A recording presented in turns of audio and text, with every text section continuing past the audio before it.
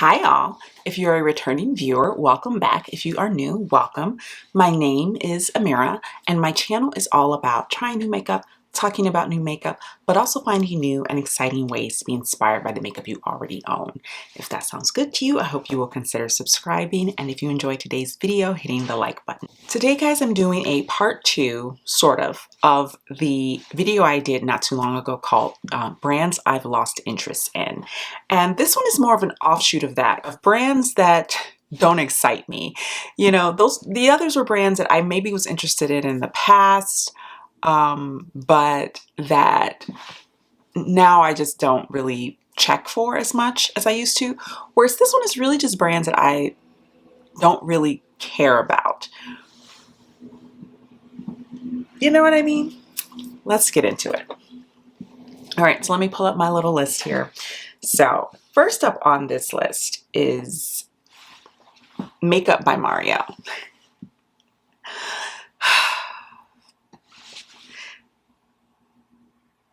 I had such high hopes for this brand. I had such high hopes for, and I might have even mentioned this in my Brands I've Lost Interest in video, but I had such high hopes for the brand because of the palette that he had done with Anastasia Beverly Hills. And I was hoping that it would be something in that vein, and it just hasn't been that at all. And literally nothing that's been released by that brand has excited me in any way whatsoever. You know, they have the new skin enhancer product, this glow enhancer, which kind of just looks like a riff on the Danessa Myricks blurring skin balm, but with shimmer. Yeah, nothing they have released has interested me at all. And the aesthetic of the brand doesn't really interest me. I don't find it all that aesthetically pleasing to look at. Yeah, so no for Makeup by r.e.m. Next up is One Size Beauty. Now, this one is a bit more, I've had some different feelings recently about the brand, in the sense that I was looking at those blush trios, and maybe it's just because I've seen them so many times. You know how sometimes you see something so much that it starts to appeal to you, even though for the longest time it never did. Those blush trios have sort of started to appeal to me, but not enough to make me want to purchase them. And nothing else the brand has released interests me whatsoever. I mean, when the products first started coming out, specifically those makeup wipes, I was just sort of like, I'm done. I'm done. First of all, makeup wipes, they're terrible for your skin. They're terrible for the environment. And making them extra large is like even worse in my opinion. So that whole product release, I was just, no. The palette that was released is just, it's oddly shaped.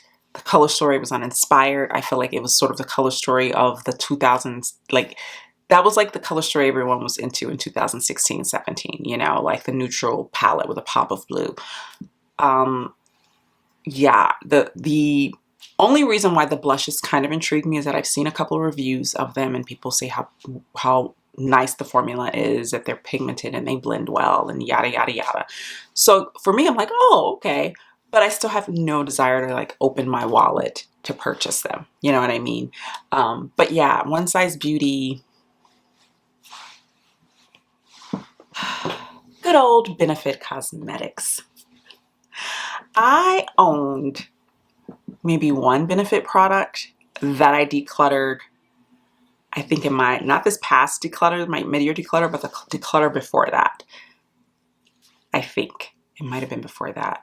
Yeah, I had a blush that was too light for my skin tone. It was a beautiful blush, but that's literally the only Benefit product I have owned in years, and I have no desire to own more.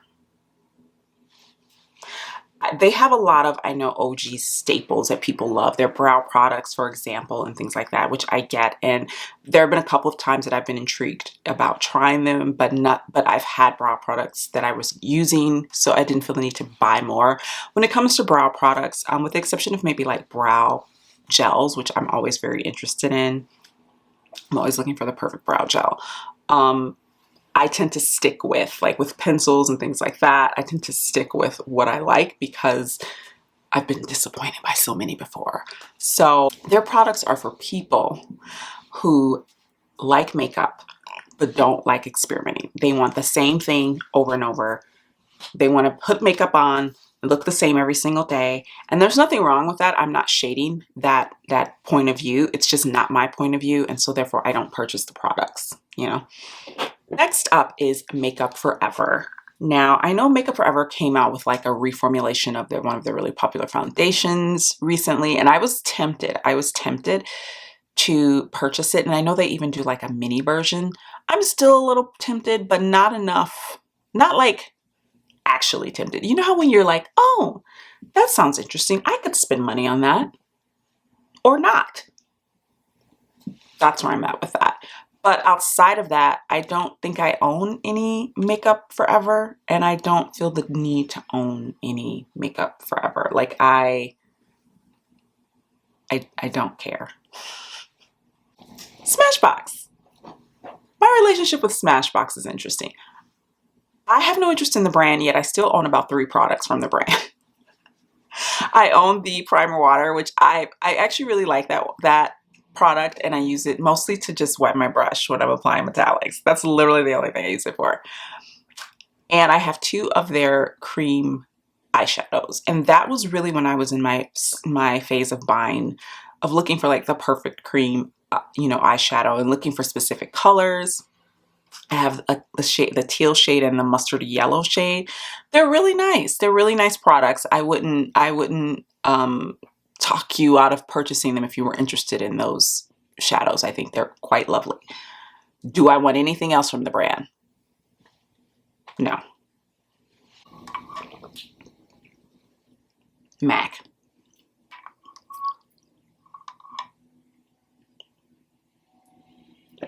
I kind of feel like I don't need to say anymore. I tried to give them a chance when I bought that Dark Florals Garden whatever palette. They disappointed me. I wanted to like it. I did. I thought the aesthetic was pretty. I thought the color story was pretty. The formula was just not the biz, you know, and I wound up decluttering it. I have 3 eye pencils. That's it. I'm good with that. Tom Ford. Let's talk about Tom Ford, shall we? I've got things to say.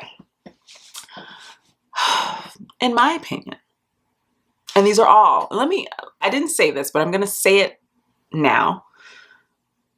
I'm going to say that my opinions are just my opinions. My opinions have no bearing on your opinions. It does. If you own makeup from any of these brands that excite you and that you love, do you, boo? It's okay. Everyone is entitled to their opinions when it comes to makeup. Makeup is subjective. It's all about what works for you, and what works for you may not work for me, and what excites you may not excite me. And everyone can. There's so many brands on the market. We can all find things that excite us and that we enjoy. So if you enjoy any of these brands, if you own makeup from any of these brands, even I own makeup from some of these brands, as I just talked about, it doesn't mean that me talking about them means that you can't love them. Okay? I just needed to say that. I should have said it earlier because I know I just don't want anyone in the comments going, don't do it. I understand. You can love whatever you want. Do you? Now, let's get back to Tom Ford, and let's get back to my beef with Tom Ford. My beef with Tom Ford is I find it interesting how, when it comes to the luxury makeup market, how certain people, Pat McGrath, get a lot of shit for releasing things that are similar. Even I give Pat sometimes shit for releasing things that are too similar. But Pat's prices compared to Tom Ford's prices, and when you line up all of the Tom Ford quads, I would be hard pressed to be able to tell the difference between 90% of them. They all look the same. And I know people rave about the formulas. The What to Joy formula is amazing. Oh my God. Okay, sure, whatever. I don't see the point in purchasing those quads. And sorry if you can hear noise. There's a a street washer going by and it's really annoying me. Let's just wait. I don't see the point in purchasing those quads at that price point. The price point is, I think, $75 hairs. But we want to give Mother Pat trouble for her $65 to $58. And I think her quads now are like $58. At least the holiday ones from last year are like $58, $55 or $58. Those are down from what they were before, by the way. So she actually lowered the price. Or even Charlotte Tilbury's quads, which are like $53. You know, you can get a full, like one of Natasha Denona's full palettes, the midi size palettes, for $65 hairs and have $10 left over. I'm just saying, I think Tom Ford's makeup in general is overrated. And I say this as someone who has tried Tom Ford, who had Tom Ford products. I still own a Tom Ford product. It's a highlighter. I have the sheer highlighting duo. It's pretty. I only use one shade because the other one is hella pigmented and it looks more like an eyeshadow and I don't know who's highlighting with that. Anyway, the gold shade is beautiful. I also owned the like powder that you applied all over your face that looked terrible. Like the shades are just ridiculous, and I wound up just decluttering that and giving it to someone because it was like I couldn't believe I'd wasted that amount of money on it. But someone had been raving about it on Instagram, and you know, I was like, oh well, they look beautiful, I should try it. And then I tried it and I was like, I don't look beautiful, I should never have tried it. So I decluttered that. So yeah, I say this as someone who has tried Tom Ford. I'm not speaking, you know, I'm not talking out of my ass here, guys. I have tried the products and I wasn't impressed. For the price point, I was not impressed. Sorry.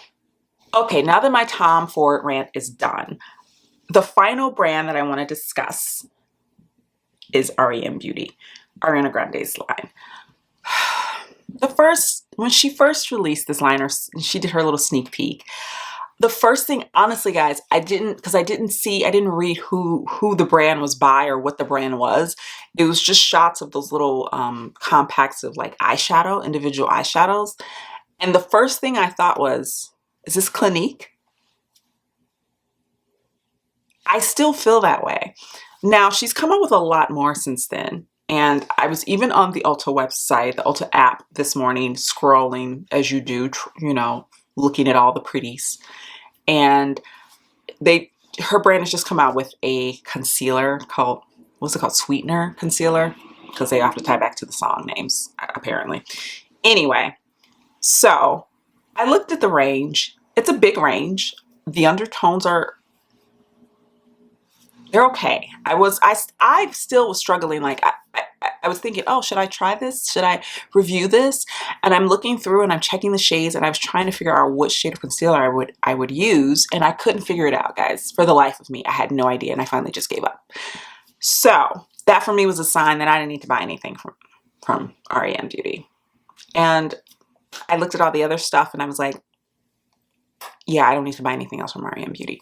Now, I've seen reviews. People have had anywhere from decent experiences to lackluster experiences. No, I haven't seen anyone rave about any of the products. I've seen people go, this is pretty good. I've seen more like, this is better than I thought it would be, but it's not amazing. That's mostly what I've seen. That's not enough for me to open my wallet. It really isn't. And I don't, the entire aesthetic, like the futuristic aesthetic, I don't love it. I feel like it's been done better. It feels cheap to me. Nothing that's been released has made me excited enough to open my wallet, and it comes down to that. It does not excite me in the least. That was my little mini list, and I'm sure, you know, honestly, I could go on. I could probably do a third iteration of this video of this theme, this series of all the brands where I'm like, nah. If you want to see another one, let me know. Maybe I can come up with another angle for it. I probably could if I thought long and hard enough. I probably could.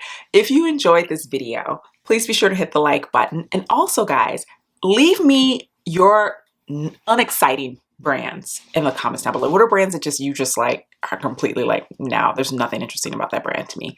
Let me know in the comments down below, and I will see you guys in the next one. Bye now.